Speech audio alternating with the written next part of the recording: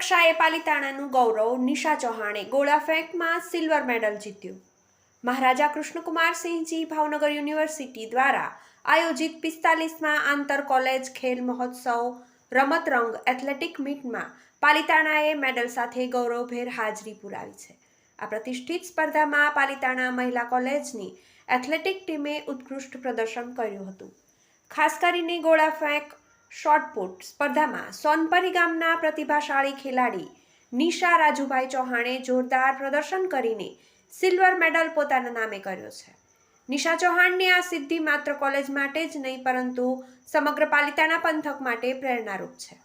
આ યુનિવર્સિટી સ્તરના આયોજનમાં મેડલ મેળવીને નિશાએ પાલિતાણાનું નામ રોશન કર્યું છે, ત્યારે તેમને ખૂબ ખૂબ અભિનંદન મળી રહ્યા છે અને આવી જ રીતે પ્રગતિ કરે તેવી શુભકામનાઓ પાઠવાઈ રહી છે।